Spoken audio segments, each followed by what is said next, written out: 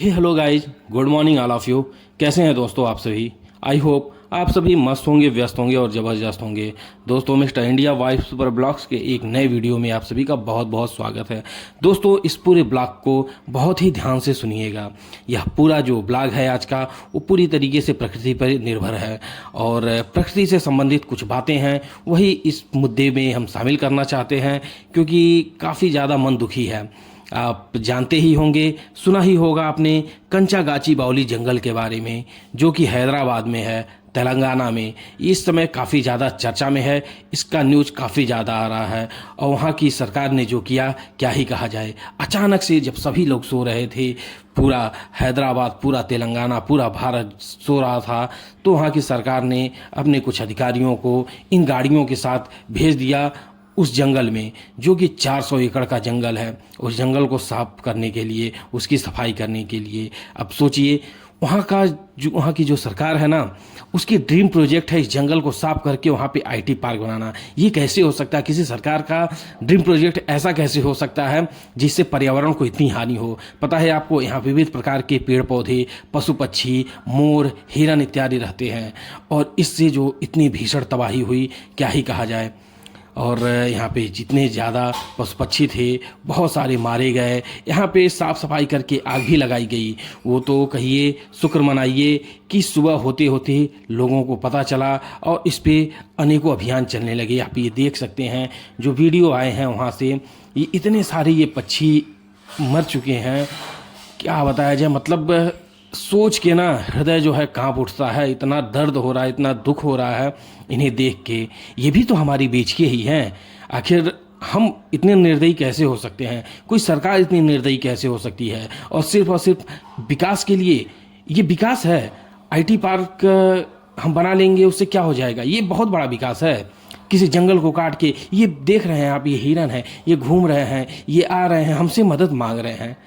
अभी लोग कहेंगे कि ये जानवरों को पकड़ो, इन्हें मारो, ये शहरों में आ गए। अरे शहरों में ये थोड़ी आ रहे हैं, हम लोग आ रहे हैं। हम लोग जा रहे हैं उनके जंगलों में, इनके घरों पे हम लोग ढावा बोल रहे हैं, इनके घरों को हम लोग हथिया रहे हैं, काट दे रहे हैं इनके जंगलों को, जो इनका प्राकृतिक आवास है। तो फिर ये कहाँ जाएंगे?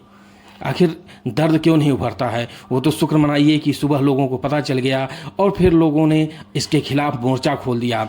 बहुत सारे छात्र संगठन, पर्यावरण संगठन और ख़ास तौर पे यूनिवर्सिटी के जो बच्चे थे, वो रात में चले इस अभियान के बारे में के खिलाफ हो गए, उस एकजुट होकर, और वो जो है धरना प्रदर्शन करने लगे कि ये जंगल न कटे, क्योंकि इसके वजह से सभी का जीना दुश्वार हो जाएगा। आप सोच सकते हैं, ये जंगल कट गया जो कि हमारा पर्यावरण प्रहरी है, तो क्या होगा? इन बच्चों को उठा के जेल में भी डाल दिया गया। बहुत सारे बच्चों को जो कि धरना प्रदर्शन कर रहे थे, रात में जो तबाही मची, उसके सबूत जगह जगह आपको देखने को मिल जाएंगे। ये देख रहे हैं, जो हाथी है ये किस तरीके से इस मशीन से लड़ रही है, सिर्फ और सिर्फ अपनी सुरक्षा के लिए।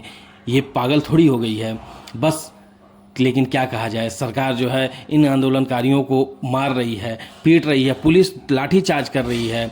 ये किसके लिए लड़ रहे हैं? इन्हीं जंगल के लिए, इन्हीं जानवरों के लिए। क्योंकि सबको पता है, जिस दिन ये जंगल, ये जानवर नहीं रहे ना, फिर हमारा जीना मुश्किल हो जाएगा। अरे हम भी तो जानवर ही हैं, हम लोग भी जानवर ही हैं ना।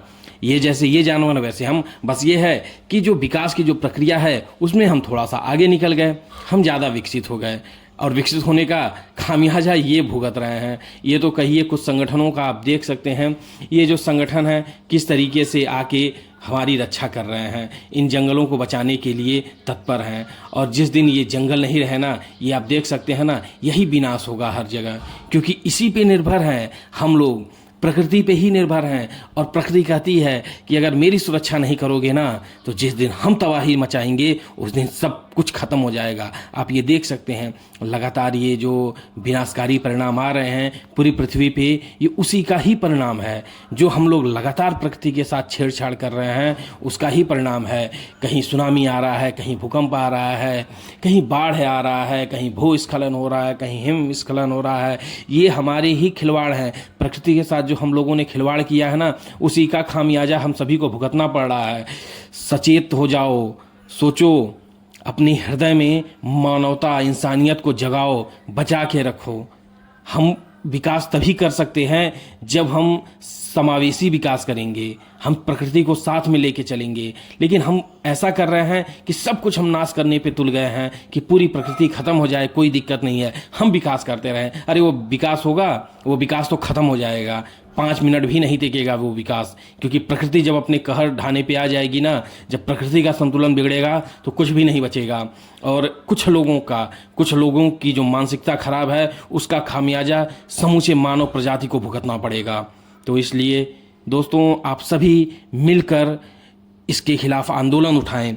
और सिर्फ मैं तो कहूँगा, सिर्फ तेलंगाना के लिए ही क्यों, हर जगह के लिए। कहीं भी प्रकृति का विनाश नहीं होना चाहिए, हमें प्रकृति के साथ रहना चाहिए, प्रकृति को संरक्षित करके रखना चाहिए। क्योंकि जब प्रकृति संरक्षित रहेगी तभी हम सुरक्षित रहेंगे। तो इसलिए आवाज़ उठाएं अपने जंगल के लिए, अपने पर्यावरण के लिए, अपनी पृथ्वी के लिए। ठीक है दोस्तों, मिलते हैं अगले वीडियो में, तब तक के लिए बाय बाय।